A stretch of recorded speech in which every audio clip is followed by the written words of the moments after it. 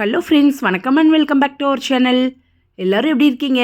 இன்றைக்கி நம்ம சேனலில் என்ன வீடியோ பார்க்க போகிறோன்னா, வெள்ளிக்கிழமை ஸ்பெஷல் அப்படின்னு பார்த்தா மார்னிங் பிரேக்ஃபாஸ்ட்டுக்கு நல்ல சத்தான வேர்க்கடலையை ஒரு சூப்பரான சாலட் மாதிரி ரெடி பண்ணியாச்சு.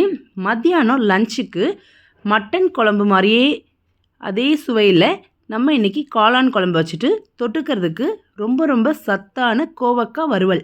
வாங்க இதெல்லாம் எப்படி பண்ணியிருக்கேன்றதை வீடியோக்குள்ளே போய் பார்க்கலாம். வியாழக்கிழமை அன்னைக்கு சாயங்காலம் ஒரு 7 மணிக்கிட்ட இந்த மாதிரி நான் வேர்க்கடலையை எடுத்துக்கிட்டேன். எந்த அளவுக்கு சாலடுக்கு தேவையோ அந்த அளவுக்கு வேர்க்கடலையை தண்ணி ஊற்றி உப்பு சேர்த்து நல்லா ஊற வச்சு அப்படியே குக்கர் விசிலும் போட்டு வச்சாச்சு. அடுத்த நாள் காலையில் வெள்ளிக்கிழமை அன்னைக்கு எந்திரிச்ச உடனே நம்ம ஃபஸ்ட்டாக இந்த சுண்டலை வேக வச்சிடலாம். அதுக்கு நான் ஸ்டவ் ஆன் பண்ணிக்கிறேன். ஆன் பண்ணிவிட்டு ஏற்கனவே நம்ம ஊற வச்சுருக்கிற வேர்க்கடலையை அப்படியே நம்ம இந்த ஸ்டவ்வில் வச்சிடலாம். வேர்க்கடலைக்கு 4 விசில் மீடியம் ஃப்ளேம்லேயும் 2 விசில் சிம்லேயும் வச்சு எடுத்திங்கன்னா சூப்பராக நல்லா சாஃப்டாக வெந்து வந்துடும். இப்போ அரிசிக்கு நான் 1 கப் அளவுக்கு எடுத்து கழுவி ஒரு 15 நிமிஷம் ஊற வச்சுக்க போகிறேன். ஸ்டவ் ஆன் பண்ணி நம்ம சாப்பாடுக்கு தண்ணி வச்சிடலாம். தண்ணி நல்லா லைட்டாக இந்த மாதிரி கொதிச்சு வந்ததுக்கப்புறமா ஊற வச்சுருக்கிற அரிசி எடுத்து இதுக்குள்ளே சேர்த்துட்டு தேவையான அளவு உப்பு சேர்த்துக்கோங்க. இன்றைக்கி லஞ்சுக்கு மஷ்ரூம் குழம்பு தான் செய்ய போகிறேன். மஷ்ரூம் குழம்பு எப்படி செய்ய போகிறேன் அப்படின்னா, மட்டன் குழம்பு மாதிரி செய்ய போகிறேன். அதுக்காக ஒரு சின்ன சைஸில் உள்ள வெங்காயம், 2 பச்சை மிளகா, ஒரு பேக்கெட் அளவுக்கு மஷ்ரூம், ஒரு பெரிய வெங்காயம், ஒரு பெரிய தக்காளி எல்லாத்தையுமே கட் பண்ணி எடுத்து வச்சுக்கிட்டேன். இப்போ இஞ்சி பூண்டு பேஸ்ட் தேவைப்படும்ல, நம்ம கொஞ்சமாக தான் சேர்க்க போகிறோன்றதுனால நான் நல்லா இடித்து வச்சுக்க போகிறேன். ஒரு சின்ன துண்டு இஞ்சும், ஒரு சின்ன பல், 3 பூண்டு பல் எல்லாத்தையும் இடித்து ஒரு ஓரமாக எடுத்து வச்சுக்கோங்க.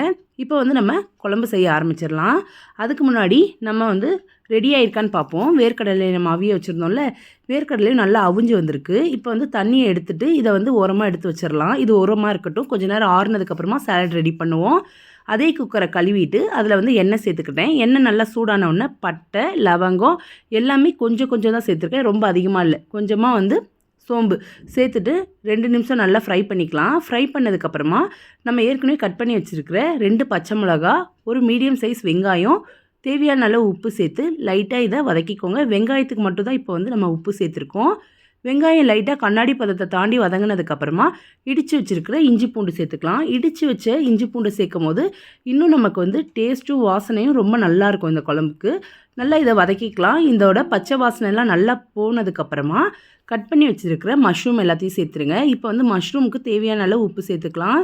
சேர்த்துட்டு நல்லா இதை மிக்ஸ் பண்ணி லைட்டாக மூடி வச்சிங்கன்னா மஷ்ரூம்லேருந்தே கொஞ்சம் தண்ணி வரும்.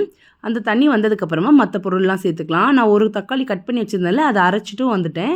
அந்த தக்காளி, அந்த ஜாரில் இருக்கிற தண்ணி எல்லாத்தையுமே சேர்த்து நல்லா மிக்ஸ் பண்ணிவிட்டு திரும்பவும் மூடி வச்சுருங்க. தக்காளியோட பச்சை வாசனை நல்லா போய் இந்த தக்காளியோட நிறம் நல்லா மாறி வர வரைக்கும் இது நல்லா வெந்து வரட்டும்.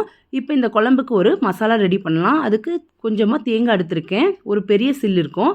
தேங்காய், கொஞ்சமாக சீரகம், சோம்பு, ஒரே ஒரு ஏலக்காய், சின்ன துண்டு பட்டை, ஒரே ஒரு கிராம்பு சேர்த்து அரைச்சி எடுத்துகிட்டு ஓரமாக வச்சுக்கிட்டேன்.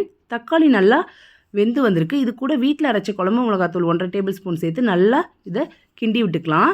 கிண்டி விட்டு இதோட பச்சை வாசனை நல்லா போகட்டும். லைட்டாக மூடி வச்சுருங்க. இது நல்லா போனதுக்கப்புறமா நம்ம இப்போ ஏற்கனவே தேங்காய் பேஸ்ட் அரைச்சி வச்சிட்டோம்ல, அந்த தேங்காய் பேஸ்ட்டை எல்லாத்தையுமே நம்ம இதுக்குள்ளே சேர்த்துக்க வேண்டியதான். சேர்த்துக்கிட்டு கூடவே நான் மஞ்சத்தூள் சேர்க்க மறந்துருந்தேன். அதனால் இந்த டைமில் தான் மஞ்சத்தூள் சேர்த்துருக்கேன். நீங்கள் மிளகாத்தூள் சேர்க்கும் போதே மஞ்சத்தூள் சேர்த்துட்டிங்கன்னா இன்னும் நல்லது. சேர்த்துட்டு நல்லா இதை கலந்துட்டு இப்போ தேங்காய் பேஸ்ட்டும் சேர்த்துட்டோமா, இந்த ஜாரில் இன்னும் கொஞ்சம் தண்ணியும் சேர்த்துட்டு நல்லா மிக்ஸ் பண்ணி விட்டுட்டு நான் இன்னும் கொஞ்சம் உப்பும் சேர்த்துக்கிட்டேன். எந்த அளவுக்கு இந்த குழம்புக்கு தேவையோ அந்தளவுக்கு உப்பும் சேர்த்து விட்டுட்டு நல்லா இதை மிக்ஸ் பண்ணி அப்படியே மூடி வச்சிட வேண்டியதான். மூடி வச்சு அப்படியே மீடியம் ஃப்ளேமில் ஒரு 3 விசில் வச்சிங்கன்னா உங்களுக்கு சூப்பரான குழம்பு தயாராகிடும். நெக்ஸ்ட்டு நம்ம இன்றைக்கி கோவக்காய் பொரியல் தான் பண்ண போகிறோம். அதுக்காக கோவக்காவை நல்லா 2 பக்கமும் கட் பண்ணிவிட்டு பேக் சைட்லேயும் ஃப்ரண்ட்லேயும் அதை நல்லா கழுவி எடுத்துகிட்டு வந்துட்டேன். இதை இப்போ கட் பண்ணிக்கலாம். இந்த மாதிரி நீட்டாக நான் கட் பண்ணியிருக்கேன். உங்களுக்கு எப்படி விருப்பமோ அந்த மாதிரி கட் பண்ணிக்கலாம். ரவுண்டாகவும் கட் பண்ணிக்கலாம். அது நம்மளோட விருப்பம்தான். பாருங்கள், நல்லா கட் பண்ணியாச்சு. இப்போ இந்த கோவக்காவை நம்ம ஃப்ரை பண்ணிடலாம். அதுக்கு ஸ்டவ் ஆன் பண்ணி பேனில் எண்ணெய் சேர்த்துக்கோங்க. எண்ணெய் இதுக்கு கொஞ்சம் அதிகமாக தேவைப்படும். ஒரு 3 ஸ்பூன் சேர்த்துருக்கேன், சின்ன ஸ்பூனில். எண்ணெய் நல்லா சூடானதுக்கப்புறமா இதில் நேரடியாக நம்ம கோவக்காவை சேர்த்துட்டு இந்த கோவக்காய்க்கு தேவையான அளவு உப்பு, கொஞ்சமாக மஞ்சத்தூள் சேர்த்து நல்லா இதை ஹை ஃப்ளேமில் வச்சு ஒரு 6 நிமிஷம் நல்லா இதை கைவிடாமல் அப்படியே கிண்டி விடுங்க. எல்லா பக்கமும் இந்த கோவக்காய் திரும்பி திரும்பி படுற மாதிரி.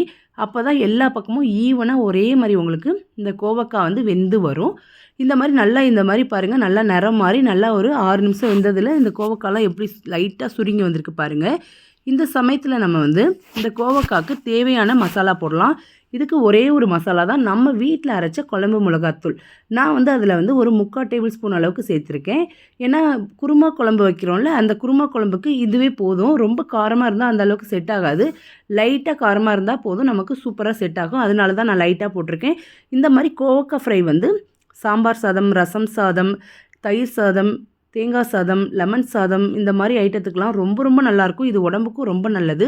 சர்க்கரை நோய் இருக்கிறவங்களுக்கு இது ரொம்ப ரொம்ப நல்லது. கோவக்காய் வேகட்டும், நம்ம இப்போ சாலட் ரெடி பண்ணிடலாம். சாலடுக்கு வந்து நான் வந்து ஒரு பெரிய வெள்ளரிக்காவை நல்லா குட்டி குட்டியாக நறுக்கி சேர்த்துருக்கேன். 2 மீடியம் சைஸ் வெங்காயமும் கட் பண்ணி சேர்த்துருக்கேன். கொஞ்சமாக தேங்காவை திருவி சேர்த்துருக்கேன். தேங்காயில் மாங்காவை சேர்த்துட்டு தேவையான அளவு உப்பு, இந்த வெங்காயத்துக்கும் வெள்ளரிக்காய்க்கும் தான் உப்பு சேர்த்துட்டு கொஞ்சமாக மிளகுத்தூள் சேர்த்துட்டு அந்த பிளேட்டில் வந்து நம்மளால் கிண்டி விட முடியாதுன்னு வேறு பிளேட்டில் மாற்றி கிண்டி இப்போ வந்து எடுத்தும் ஒரு பாத்திரத்தில் வச்சாச்சு. சாலடும் சூப்பராக ரெடி ஆகிருக்கு. இங்கே பாருங்கள், கோவக்காவை பாருங்கள், ரொம்ப அட்டகாசமாக ரெடி ஆகிடுச்சு. இந்த கோவக்காவை நம்ம மீடியம் ஃப்ளேமில் 5 நிமிஷமோ 2 பக்கமும் திருப்பி திருப்பி 5 நிமிஷமோ வச்சுட்டு அதுக்கப்புறம் சிம்மில் ஒரு 10 நிமிஷம் வச்சு எடுத்திங்கன்னா உங்களுக்கு இந்த அளவுக்கு நல்லா முருகலாக சூப்பராக வெந்து வந்துடும். இப்போ கோவக்காவையும் மாற்றியாச்சு. மஷ்ரூம் பாருங்கள், மஷ்ரூம் குழம்பும் சூப்பராக தயாராகிடுச்சு. அதையும் வேறு பிளேட்டில் மாற்றிடலாம். மல்லி இருந்தால் நீங்கள் மல்லி கூட சேர்த்துக்கலாம், நான் சேர்த்துக்கல. காளான் குழம்பு தயாராகிடுச்சு. இதை அப்படியே வேறு ஒரு பிளேட்டில் மாற்றிக்கிட்டேன். பாருங்கள், பார்க்க எவ்வளோ திக்காக நல்லா இருக்குன்ட்டு. நம்ம தக்காளியெலாம் அரைச்சி ஊற்றுனதுனால இந்த அளவுக்கு திக்காக இருக்குது. நம்ம இப்போ குழம்பெல்லாம் எடுத்து வச்சிடலாம். காலையில் சாலட் தான் சாப்பிட போகிறோம். இந்த சாலட் எப்படி நமக்கு மத்தியானம் வரைக்கும் தாங்காதில்ல. அதனால நான் என்ன பண்ண போகிறேன், நம்ம மிடில் ஒரு 10:30 to 11 இந்த டைமில் நம்ம குடிக்கிறதுக்காண்டி லெமன் ஜூஸ் போட போகிறேன். இப்போ நீங்கள் லெமன் ஜூஸ்க்கு பதிலாக நம்ம ஃப்ரூட்ஸ் கூட எடுத்துக்கலாம். எந்த ஃப்ரூட்ஸ் வேணாலும் எடுத்துக்கலாம், உங்களுக்கு பிடிச்சது. தண்ணி சத்தான ஃப்ரூட்ஸ் எடுத்துக்கிட்டிங்கன்னா ரொம்ப ரொம்ப உடம்புக்கு நல்லது இந்த சம்மருக்கு. நான் வந்து இந்த மாதிரி ஒரு லெமன் ஜூஸ் போட்டுக்க போகிறேன். ஒரே ஒரு லெமன், குட்டி லெமன் தான் எடுத்திருக்கேன். அந்த சாறு எடுத்துக்கிட்டு தண்ணியில் உப்பு, கொஞ்சமாக லெமன் சாறு, அவ்வளோதான்.